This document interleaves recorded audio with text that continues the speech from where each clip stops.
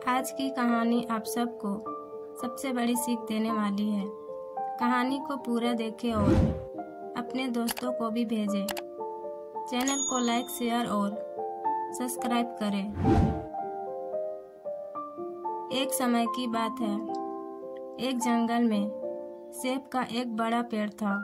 एक बच्चा रोज उस पेड़ पर खेलने आया करता था।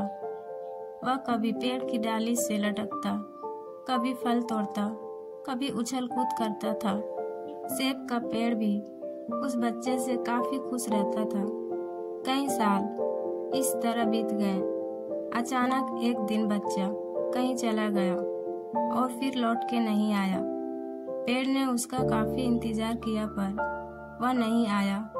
अब तो पेड़ उदास हो गया था।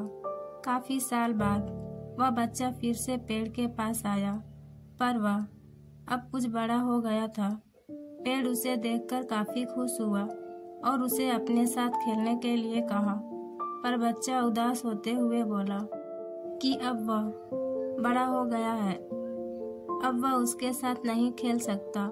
बच्चा बोला कि अब मुझे खिलौने से खेलना अच्छा लगता है, पर मेरे पास खिलौने खरीदने के लिए पैसे नहीं हैं। पेड़ बोला, उदास न हो, तुम मेरे फल तोड़ लो और उन्हें बेचकर खिलौने खरीद लो। बच्चा खुशी खुशी फल तोड़ के ले गया, लेकिन वह फिर बहुत दिनों तक वापस नहीं आया। पेड़ बहुत दुखी हुआ।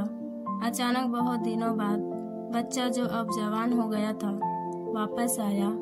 पेड़ बहुत खुश हुआ और उसे अपने साथ खेलने के लिए कहा, पर लड़के ने कहा कि वह पेड़ के साथ नहीं खेल सकता। अब मुझे कुछ पैसे चाहिए, क्योंकि मुझे अपने बच्चों के लिए घर बनाना है। पेड़ बोला, मेरी शाखाएं बहुत मजबूत है, तुम इन्हें काट कर ले जाओ और अपना घर बना लो। अब लड़के ने खुशी खुशी सारी शाखाएं काट डाली और लेकर चला गया। उस समय पेड़ उसे देखकर बहुत खुश हुआ, लेकिन वह फिर कभी वापस नहीं आया और फिर से वह पेड़ अकेला और उदास हो गया था। अंत में वह काफी दिनों बाद थका हुआ वहाँ आया। तभी पेड़ उदास होते हुए बोला कि अब मेरे पास न फल है और न ही लकड़ी, अब मैं तुम्हारी मदद भी नहीं कर सकता।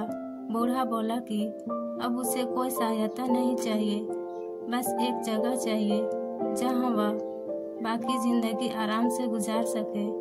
पेड़ ने उसे अपनी जड़ों में पनाह दी और बूढ़ा हमेशा वहीं रहने लगा। यही कहानी आज हम सबकी भी है दोस्तों। इसी पेड़ की तरह हमारे माता पिता भी होते हैं। जब हम छोटे होते हैं तो उनके साथ खेलकर बड़े होते हैं और बड़े होकर उन्हें छोड़कर चले जाते हैं, और तभी वापस आते हैं जब हमें कोई ज़रूरत होती है।